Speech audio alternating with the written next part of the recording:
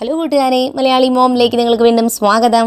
അപ്പോൾ ഇന്ന് ഫെബ്രുവരി 1-ാം തീയതി, ഈ ഒരു മാസം നല്ല രീതിക്ക് നിങ്ങൾക്ക് കൊണ്ടുപോകാൻ പറ്റട്ടെ എന്ന് ഞാൻ ആശംസിക്കുന്നു. സമയം ഇപ്പോൾ രാവിലെ 5 മണിയാണ്.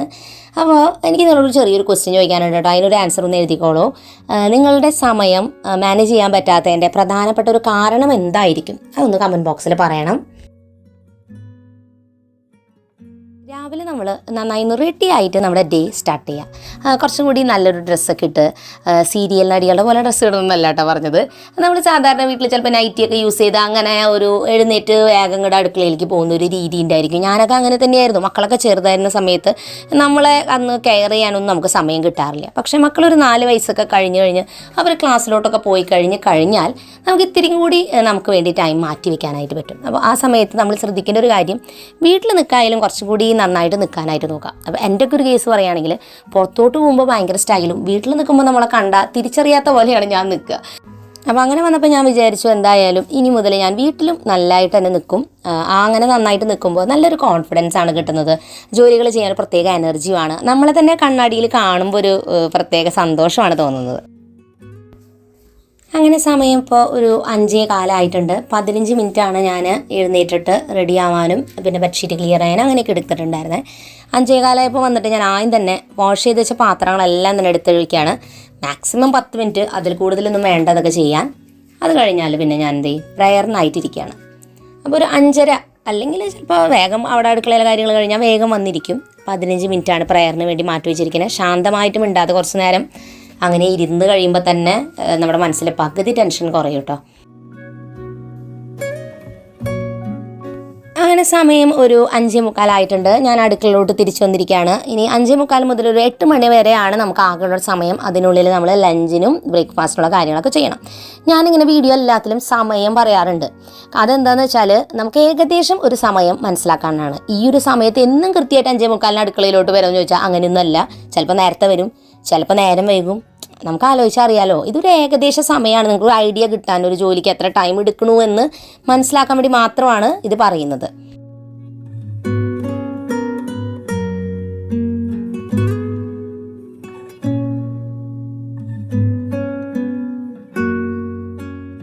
അപ്പോൾ ഇനി ഞാൻ വേഗം തന്നെ ആദ്യം കുക്കറിൽ വെക്കേണ്ട ഐറ്റംസ് എല്ലാം വേഗം വെക്കുകയാണ്. അപ്പോൾ അതിൽ മെയിനായിട്ടും ചോറ് എപ്പോഴും ഞാൻ കുക്കറിലാണ് വെക്കാറ്. അപ്പോൾ അത് ആദ്യം തന്നെ വെക്കും.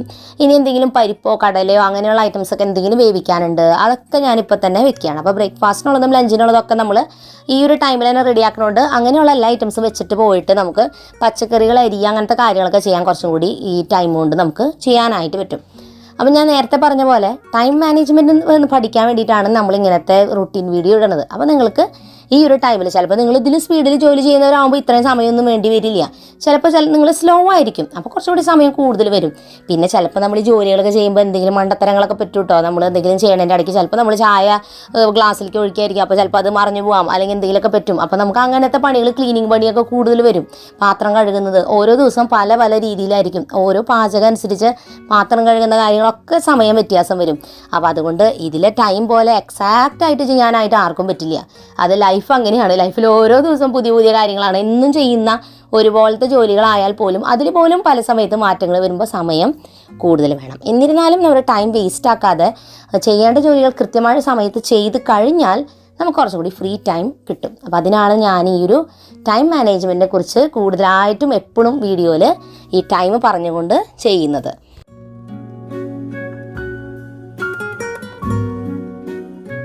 അപ്പോൾ ഇന്നത്തെ നമ്മുടെ ലഞ്ചിനും അതുപോലെ തന്നെ ബ്രേക്ക്ഫാസ്റ്റിനും എന്തൊക്കെയാണ് നമുക്ക് നോക്കാം. ഇന്ന് ബ്രേക്ക്ഫാസ്റ്റിന് ഗോതമ്പ് ദോശയും ചെറുപയർ കറിയാണ് നമ്മൾ ഉണ്ടാക്കുന്നത്.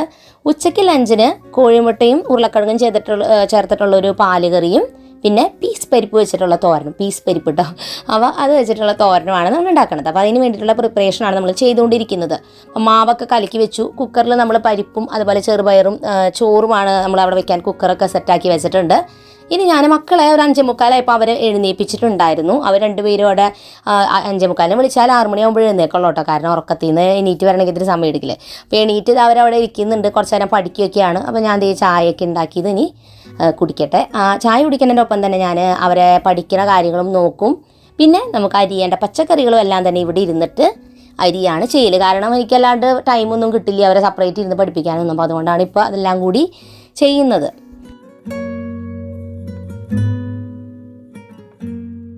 ആദ്യമൊന്നും മക്കളെ പഠിപ്പിക്കുന്ന സമയത്ത് ഞാനിവിടെ ഇരുന്ന് ഇങ്ങനെ പണികൾ ചെയ്യില്ല കേട്ടോ. കാരണം ഞാൻ പഠിപ്പിക്കാനിരിക്കുമ്പോൾ ഇതൊക്കെ ചെയ്യാനിരുന്ന അവരുടെ ശ്രദ്ധ പോവും. അപ്പോൾ ഇവരിത്തിരി വലുതായി കഴിഞ്ഞപ്പോഴാണ് പിന്നെ ഞാൻ ഇവിടെ ഇരുന്ന് ഇങ്ങനെയൊക്കെ അരിയലും കാര്യങ്ങളൊക്കെ ചെയ്യുന്നത്. കാരണം അവരിത്തിരി കൂടി വലുതായില്ലോ, ഒത്തിരി കൂടി ശ്രദ്ധ വരുമല്ലോ.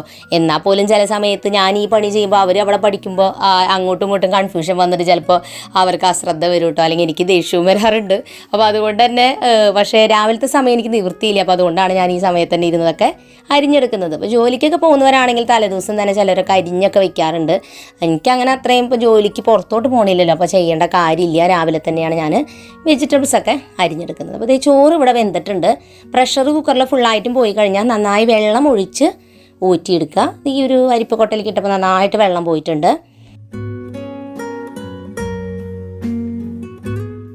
ഇനി നമുക്ക് മുട്ടക്കറിക്ക് വേണ്ടിയിട്ടുള്ള തേങ്ങാപ്പാൽ അരിച്ചെടുത്ത് വെക്കാം. ഇതിനായിട്ട് അരമുറി നാളികേരത്തിൽ ഒരു 1/4 ഗ്ലാസ് വെള്ളം ഒഴിച്ച് മിക്സിയിൽ നന്നായി അരച്ചെടുത്തു. അത് കഴിഞ്ഞ് ഇതേ പാല് അരിപ്പയിലിട്ടിട്ട് ഇങ്ങനെ പിഴിഞ്ഞെടുക്കുകയാണ്. അപ്പോൾ ഈ ഒരു പാലിനെ പറയും 1-ാം പാലെന്നാണ്. ഇനി നമ്മൾ ഈ തേങ്ങയിൽ തന്നെ വീണ്ടും ഒരു 3/4 ഗ്ലാസ് വെള്ളം കൂടിയൊക്കെ ഒഴിച്ചൊന്ന് നന്നായി അരച്ചെടുത്തിട്ട് ആ പാൽ ഇതുപോലെ തന്നെ പിഴിഞ്ഞെടുക്കുമ്പോൾ പറയാം 2-ാം പാലെന്ന്. പിന്നെയും അതിൽ വെള്ളം ചേർത്തിട്ട് അരച്ചെടുത്ത് കഴിയുമ്പോൾ കിട്ടുന്നത് 3-ാം പാല്. അപ്പോൾ ഈ 2-ാം പാലും 3-ാം പാലും ചേർത്തിട്ടാണ് നമ്മൾ കറി ആദ്യം തിളപ്പിച്ചെടുക്കുകയും വേവിച്ചെടുക്കുക അങ്ങനത്തെ കാര്യങ്ങളൊക്കെ ചെയ്യുക. ഏറ്റവും ലാസ്റ്റിൽ ഒഴിക്കുന്നതാണ് ഈ 1-ാമത് പിഴിഞ്ഞെടുത്തിട്ടുള്ള കട്ടിയുള്ള പാല്. അപ്പോഴാണ് കറിക്ക് ആ തിക്നെസ്സും ടേസ്റ്റും ഒക്കെ വരുന്നത്. ഇനി കറി ഉണ്ടാക്കാനായിട്ട് ഞാനൊരു ടേബിൾ സ്പൂൺ വെളിച്ചെണ്ണ ഒഴിച്ചു കൊടുത്തിട്ട് അതിലേക്ക് ഒരു ചെറിയ സവാള, ഒരു ചെറിയ പീസ് ഇഞ്ചിയുടെ ചതച്ചത്, പിന്നെ വെളുത്തുള്ളി ഒരു 3 അല്ലി അരിഞ്ഞത്, വേപ്പിലയും കൂടി ചേർത്ത് നന്നായി വഴറ്റിയെടുക്കുക. ഞാൻ ഇഞ്ചിയും വെളുത്തുള്ളിയൊക്കെ അരച്ചിങ്ങനെ പേസ്റ്റ് ആക്കിയിട്ട് വെക്കും കേട്ടോ. അങ്ങനെ ആകുമ്പോൾ കറികൾക്ക് ഡയറക്റ്റ് ചേർത്ത് കൊടുക്കാം. മാത്രമല്ല അത് മക്കളതിലെടുത്തൊന്നും കളയില്ല, അത് കഴിക്കുകയും ചെയ്യും. അതങ്ങനെ അവിടെ അലിഞ്ഞ് പൊക്കോളൂ അതിൻ്റെ കൂടെ. പിന്നെ വേപ്പിലയും കൂടി ചേർത്ത് നന്നായി വഴറ്റിയെടുക്കാം. ഇനി ഇതിലേക്ക് 1 ടീസ്പൂൺ മുളക് പൊടി, 1/2 ടീസ്പൂൺ മഞ്ഞൾപ്പൊടി, 3 ടീസ്പൂൺ മല്ലിപ്പൊടി. ഇതിൽ ഗരം മസാലയോ കാര്യങ്ങളോ ഒന്നും തന്നെ ചേർക്കേണ്ട ആവശ്യമില്ല. ഇത് ചേർത്ത് നന്നായും മൊരിച്ചെടുക്കാം. ഇനി നമ്മൾ കുക്കറിൽ ഉരുളക്കിഴങ്ങും സവാളയും പച്ചമുളകും കൂടി വേവിച്ച് വെച്ചിട്ടുണ്ടായിരുന്നു 3 വിസിലടിച്ചിട്ട്. അത് നമ്മൾ ഇതിലേക്ക് ചേർത്ത് കൊടുത്തിട്ട് ഒന്ന് മിക്സ് ചെയ്യുകയാണ്. ആ വെള്ളം മുഴുവൻ ഞാൻ ചേർത്തില്ല കേട്ടോ. കാരണം തേങ്ങയുടെ 2-ാം പാൽ ഇപ്പോൾ നമ്മൾ ഇതിലേക്ക് ചേർത്ത് കൊടുക്കുകയാണ്. അപ്പോൾ കറിയുടെ കട്ടി പോവും നമ്മൾ വെള്ളം കുറേ ഒഴിച്ചാൽ. അപ്പോൾ അതുകൊണ്ടാണ് തേങ്ങാപ്പാൽ നമ്മൾ ചേർത്ത് കൊടുത്തിട്ടുണ്ട്. ഉപ്പ് നോക്കിയിട്ട് ആവശ്യത്തിന് ഇട്ട് കൊടുക്കാം കേട്ടോ. ഇനി നമ്മളിതിലേക്ക് കറി നന്നായി തിളച്ച് വന്നു കഴിയുമ്പോൾ തേങ്ങയുടെ 1-ാം പാല് ചേർത്ത് കൊടുത്ത് കറി ഒന്ന് ചൂടാക്കുക, തിളയ്ക്കാനേ പാടില്ല. ചൂടായ ശേഷം നമ്മൾ ഇതിലേക്ക് കോഴിമുട്ടയും കൂടി ചേർത്തിട്ട് കറി ഒന്ന് മൂടി വെച്ച് സ്റ്റവ് ഓഫ് ചെയ്യാം. ഇതിൻ്റെ ഏറ്റവും ടേസ്റ്റി ആയിട്ടുള്ള കാര്യം ഇതാണ്. ഇതിൽ താളിപ്പ് ചേർക്കുമ്പോഴാണ് 1 ടീസ്പൂൺ വെളിച്ചെണ്ണയിലോട്ട് ഇത്തിരി ചുവന്നുള്ളിയും വേപ്പിലയും അരിഞ്ഞ് അത് മൊരിഞ്ഞ് വരുമ്പോൾ അതിലേക്ക് 1 ടീസ്പൂൺ മുളക് പൊടി ചേർത്ത് നന്നായി ഇളക്കിയെടുത്ത് കറിയുടെ മുകളിൽ അങ്ങോട്ട് ഒഴിച്ച് കഴിയുമ്പോൾ നല്ല സ്മെല്ലും ടേസ്റ്റും ഒക്കെയാണ് കേട്ടോ. എനിക്ക് ഏറ്റവും ഇഷ്ടം ഈ ഒരു ഫൈനൽ സ്റ്റെപ്പാണ്. ഇതിങ്ങനെ നമ്മൾ താളിച്ചിട്ട് കറി ഇങ്ങനെ മൂടി വെക്കുക. ഉച്ചയാകുമ്പോഴേക്കും എടുക്കുമ്പോഴേക്കും നല്ല കട്ടിയും നല്ല ടേസ്റ്റ് ആയിട്ടുണ്ടാവും.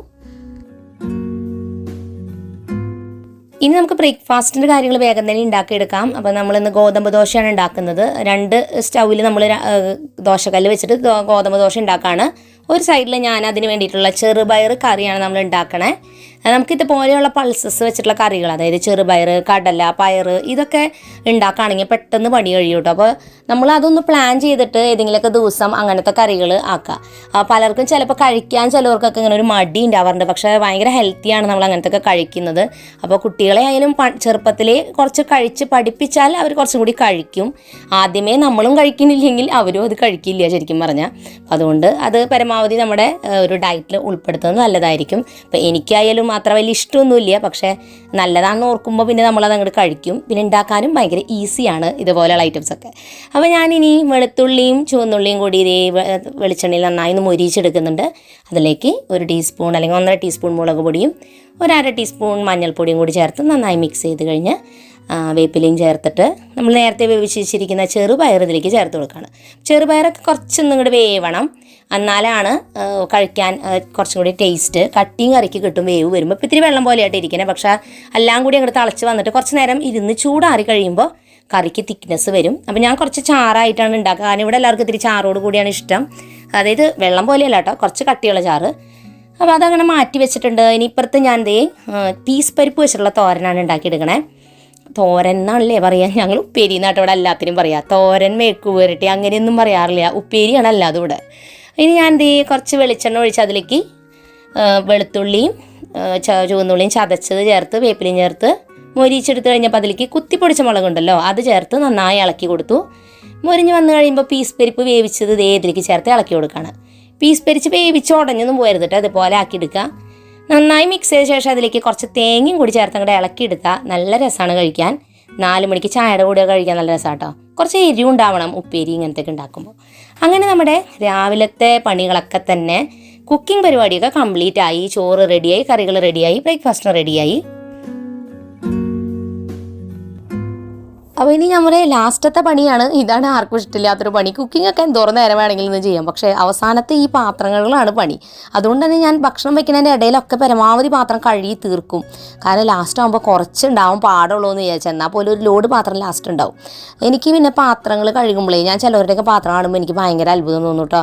നല്ല തിളക്കൊക്കെ ആയിട്ട് എന്തൊരു ഭംഗിയായിട്ട് ഇങ്ങനെ പാത്രം കഴുകണേന് തന്നെ ഭംഗിയിൽ കഴുകാൻ ഒരു കഴിവനെ വേണം കേട്ടോ. എനിക്ക് അങ്ങനെ അറിയില്ല കേട്ടോ, അങ്ങനെ ഭംഗിയിലൊന്നും കഴുകി അത് മെയിൻറ്റെയിൻ ചെയ്ത് വെക്കാൻ. ഞാൻ പണികളിങ്ങനെ വേഗം ചെയ്ത് കഴിഞ്ഞ് വേഗം പോകണ ഒരു കൂട്ടത്തിൽ. എനിക്കതങ്ങനെ കഴുകിയൊക്കെ വെക്കും വൃത്തിയായിട്ട്, പക്ഷെ അതിൻ്റെ തിളക്കൊക്കെ ഇങ്ങനെ നിലനിർത്താനൊന്നും എനിക്ക് കാര്യമായിട്ട് അറിയില്ല. അങ്ങനെ ചിലവരുടെയൊക്കെ പാത്രങ്ങൾ കാണുമ്പോൾ എനിക്ക് തോന്നുന്നു എന്താ അടിപൊളിയായിട്ട് ഇരിക്കുന്നത്, പുതിയതുപോലെ തന്നെ ഇരിക്കുന്നുണ്ടാവും.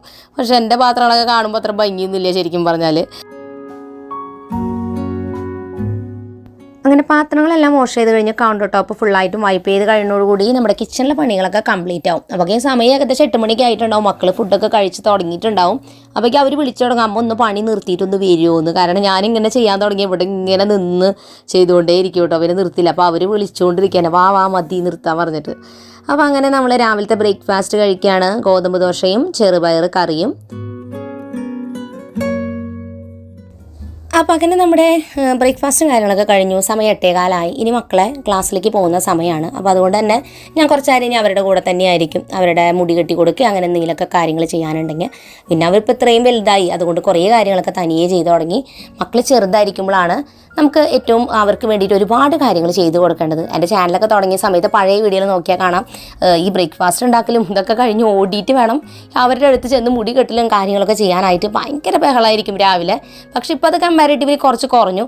എന്നാൽ പോലും ക്ലാസ്സിൽ ഒരു പോകേണ്ട ടൈം ആകുമ്പോഴേക്കും ഞാനൊന്നിങ്ങനെ ബഹളം വയ്ക്കണം, സമയമായി പോകണ്ടേ, നിങ്ങളെല്ലാവരും ഇവിടെ നിൽക്കുകയാണോ എന്നൊക്കെ ചോദിച്ചാൽ എൻ്റെ ഒരു ഓളി ബഹളം കഴിയാണ്ട് അവർ സ്കൂളിലേക്ക് പോകാറില്ല. അതെല്ലാ വീട്ടിലെയും പോലെ തന്നെ ഇവിടെയുണ്ട്. അങ്ങനെ മക്കൾ രണ്ടുപേരും ക്ലാസ്സിലോട്ട് പോയി. സമയം ഏകദേശം ഒരു 8:45 ഞാൻ പിന്നെ ഇവിടെ മുറ്റത്തിരിക്കുകയാണ്. അതിവിടെ നമ്മുടെ പെരുന്നാളുടെ പിണ്ടിയാണ് ഈ കാണുന്നത്. ഈ പ്രാവശ്യത്തെ ഡെക്കറേഷൻ്റെ ഇതൊന്നും വീഡിയോ ഞാൻ ചെയ്തിരുന്നില്ല. കാരണം എന്താ വെച്ചാൽ ഈ പ്രാവശ്യം ഞങ്ങൾ പെരുന്നാൾ ആഘോഷിച്ചിരുന്നില്ല. അതുകൊണ്ട് നിങ്ങൾക്ക് കാണാൻ വെള്ളക്കൊടിയാണ് വെച്ചിരിക്കുന്നത്. അതിനൊരു കാരണം എന്ന് വെച്ചാൽ ഞങ്ങളുടെ അപ്പച്ചൻ്റെ ചേട്ടൻ മരണപ്പെട്ടു. അപ്പോൾ അതുകൊണ്ട് പെരുന്നാൾ നമ്മൾ ആഘോഷിക്കില്ല കൊല്ലം. അതാണ് ഞാൻ അങ്ങനത്തെ വീഡിയോ ഒന്നും ചെയ്യാതിരുന്നത്. അങ്ങനെ ഞാനവിടെ സിറ്റ് ഔട്ട് ഇങ്ങനെ ഫോണും നോക്കി ഇങ്ങനെ ഇരിക്കുകയായിരുന്നു കേട്ടോ. സ്കൂളിൽ ഫ്രീ ടൈമിലും ഫോൺ നോക്കിയിരിക്കില്ല പതിവ്. ആ സമയത്ത് ഈ ഒരു കൊക്ക് വന്നിരിക്കുന്നു. ഞങ്ങളുടെ വീടിൻ്റെ അടുത്ത് കുറച്ച് നീങ്ങിയിട്ട് പാടമുണ്ട്, അവിടെ നിന്ന് വന്നിരിക്കുന്നതാണെന്ന് എനിക്ക് തോന്നുന്നു. ഇടയ്ക്കിടയ്ക്ക് ഇപ്പോൾ ഇങ്ങനെ വന്നിരിക്കുന്നുണ്ട്. അങ്ങനെ നമ്മുടെ ക്ലീനിങ് തുടങ്ങുന്നതിന് മുൻപ് നമ്മൾ ചെറിയൊരു കാര്യം ഓർത്ത് വയ്ക്കുക. നമ്മുടെ ഫോണിൽ എന്തെങ്കിലും ഒരു പാട്ടോ അങ്ങനെ എന്തെങ്കിലും പ്ലേ ചെയ്ത് വെക്കുക. അതിൻ്റെ ഇടയിൽ ഫോൺ നോക്കാൻ പോകരുത്. ഫോൺ നോക്കാൻ പോയി കഴിഞ്ഞ് ഈ പണി ഞാൻ ഈ പറഞ്ഞ സമയത്തൊന്നും കഴിയില്ല. പലപ്പോഴും ഇപ്പോഴത്തെ സമയത്ത് നമ്മുടെ ഏറ്റവും ടൈം പോകുന്നത് ഫോൺ നോക്കണതാണ്. ഞാൻ എന്താ ചെയ്യാന്ന് വെച്ചോ, പണി ഫുള്ള് ചെയ്ത് തീർക്കും. ആ സമയത്ത് ഫോൺ നോക്കില്ല. അത് കഴിഞ്ഞിട്ട് ഫോൺ നോക്കാൻ ഇരിക്കുന്ന ടൈമില്ലേ, ആ സമയത്ത് വേറൊരു പണിയും ചെയ്യില്ല. ആ സമയത്ത് ഫോണിലിരുന്ന് നോക്കി ഇഷ്ടപ്പെട്ട കാര്യങ്ങൾ കണ്ടൻറ്റൊക്കെ കാണാനായിട്ട് ഞാൻ അവിടെ ടൈം അതിന് വേണ്ടി മാറ്റി വെച്ചിട്ട് അവിടെ ഇരിക്കും. ഇപ്പോൾ 1 അവർ കാണുകയാണെങ്കിൽ അത് പ്രോപ്പറായിട്ട് അവിടെ ഇരുന്ന് കാണും. ഇല്ലയെന്നുണ്ടെങ്കിൽ പണി നടക്കില്ല, ഫോൺ നോക്കാനും പറ്റില്ല. എൻ്റർടൈൻമെൻറ്റ് സമയത്ത് എൻ്റർടൈൻമെൻറ്റും, പണിയുടെ സമയത്ത് പണി. ആ സമയത്ത് ആ പണി വ്യക്തമായിട്ട് പ്രോപ്പറായിട്ടും ചെയ്യാം. അപ്പോൾ നമ്മുടെ കിച്ചൺ ക്ലീനിങ് കഴിഞ്ഞു. ഇനി നമുക്ക് ഓരോ റൂമുകളായിട്ടും അടിച്ചു വാരി എടുക്കാം. അങ്ങനെ നമ്മളിനി ഓരോ റൂമുകളിൽ ഇപ്പോൾ ലിവിങ് ഏരിയയിൽ വന്നിട്ടുണ്ട്. അല്ലാതെ സാധനങ്ങൾ മുഴുവൻ എടുത്ത് മാറ്റിയിട്ട് അടിച്ച് വരലൊന്നല്ല കേട്ടോ, ജസ്റ്റ് ഇങ്ങനെ ക്വിക്കായിട്ട് ചെയ്യണുള്ളൂ. കാരണം ക്ലീനിങ്ങിൻ്റെ അല്ലെങ്കിൽ ഇങ്ങനത്തെ പണികളുടെ ഒരു കുഴപ്പം, ചെയ്യാൻ തുടങ്ങി നമുക്ക് തോന്നും അത് ചെയ്താലോ ഇത് ചെയ്താലോ എന്ന് പറഞ്ഞിട്ട് നമ്മൾ ആ ചെയ്തുകൊണ്ടിരിക്കുന്ന പണി പകുതിക്ക് വെച്ച് നിർത്തിയിട്ട് വേറൊരു പണിയിലോട്ട് പോകും. അപ്പോൾ നമ്മൾ ശ്രദ്ധിക്കേണ്ട ഒരു കാര്യം, അതൊക്കെ അവിടെ കിടക്കട്ടെ. നമ്മളിപ്പോൾ വന്നത് എന്തിനാ, വേഗം ഒന്ന് അടിച്ച് വാരിടാൻ. അത് മാത്രം ചെയ്തിട്ട് പോവുക. ഇല്ലയെന്നുണ്ടെങ്കിൽ ആ പണി നടക്കില്ല, വേറെ കണ്ട കാര്യത്തിൽ നമ്മൾ പോകും. അപ്പോൾ അങ്ങനത്തെയുള്ള പണികൾ വേറെ എക്സ്ട്രാ നമ്മൾ വിചാരിച്ചിട്ടുണ്ടെങ്കിൽ അത് വേറൊരു ഫ്രീ ടൈം കിട്ടുമ്പോൾ എപ്പോഴെങ്കിലും ചെയ്യുക. ഇപ്പം അത് ചെയ്യാൻ നിൽക്കണ്ട. ഇപ്പം നമ്മൾ ആകെ ചെയ്യേണ്ടത് വീട് അടിച്ച് വാരിടുക എന്നുള്ളതാണ്. ചെയ്യുന്ന ജോലിയിൽ നമ്മൾ ഫുൾ ശ്രദ്ധ കൊടുക്കുക. അതിൻ്റെ ഇടയിൽ വേറെ ജോലിയിലേക്ക് പോകാനുള്ള ടെൻഡൻസി കുറയ്ക്കുക. അപ്പം നമ്മുടെ പണി ആ ചെയ്തുകൊണ്ടിരുന്ന അറ്റ്ലീസ്റ്റ് ഒരു പണിയെങ്കിലും പ്രോപ്പറായിട്ട് നമ്മുടെ തീരും.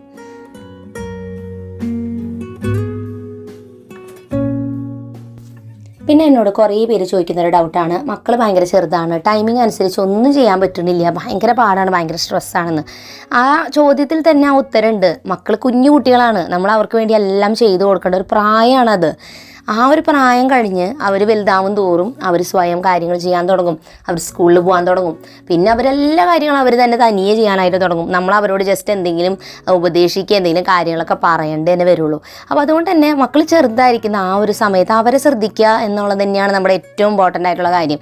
ആ സമയത്ത് പ്ലാനിങ്ങും ഇതും അങ്ങനത്തെ കാര്യങ്ങൾ ഓവർ സ്ട്രെസ് അടിക്കേണ്ട കാര്യമില്ല. എന്നാൽ ചെറിയൊരു റുട്ടീനും കാര്യങ്ങളൊക്കെ ഉണ്ടെന്നുണ്ടെങ്കിൽ നമ്മുടെ കുട്ടികൾക്കും അത് നല്ലതാണ്, അവർക്കും കുറച്ചും കൂടി നന്നായിട്ട് കാര്യങ്ങൾ ചെയ്യാൻ പറ്റും, നമ്മുടെ ടെൻഷനും കുറയും. അത് വിചാരിച്ചിട്ട് കൃത്യമായിട്ട് അത് ഫോളോ ചെയ്യാൻ പറ്റില്ല എന്ന് ഓർത്തിട്ട് ടെൻഷനൊന്നും അടിക്കേണ്ട കാര്യമില്ല. കാരണം എന്താ വെച്ചാൽ ചിലപ്പോൾ ഒരു ദിവസത്തെ പോലെ അവന് അടുത്ത ദിവസം കുഞ്ഞിൻ്റെ മൂഡ് അനുസരിച്ചായിരിക്കും നമ്മുടെ ഡേ.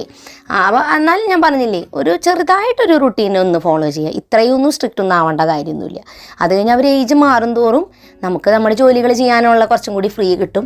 അപ്പോൾ നമുക്ക് കുറേ കൂടി നന്നായിട്ട് ടൈം മാനേജ് ചെയ്ത് ചെയ്യാനായിട്ട് പറ്റും. കാരണം മക്കൾ അവരുടെ കാര്യങ്ങൾ സ്വയം ചെയ്യാൻ തുടങ്ങും. അപ്പോൾ അതുകൊണ്ട് ഈ ഒരു മൊമെൻറ്റ് മാത്രമാണ്, ആ ഒരു സമയം മാത്രമേ പ്രശ്നമുള്ളൂ.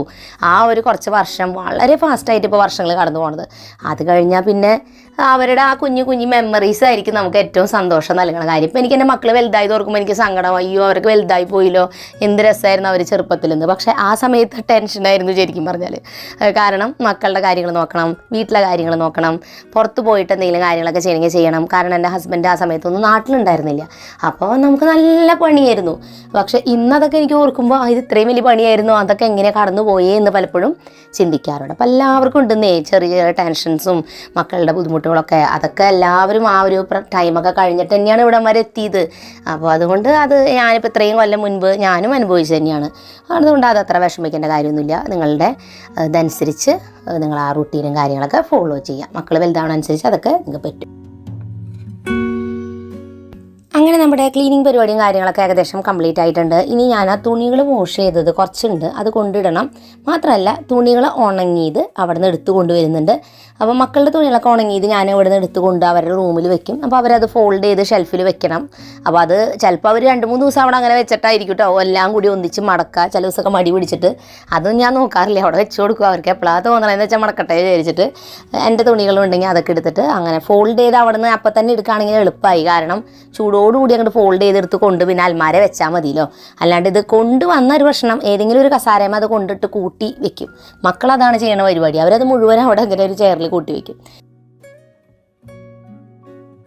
അങ്ങനെ സമയം 10:30 മണിയായി. അപ്പോൾ അതേ ഞാനിനി വേഗം നമ്മുടെ സെൽഫ് കെയർ ടൈമാണ്. അപ്പോൾ ഫ്രഷായി റെഡി ആയിട്ടൊക്കെ വന്നു.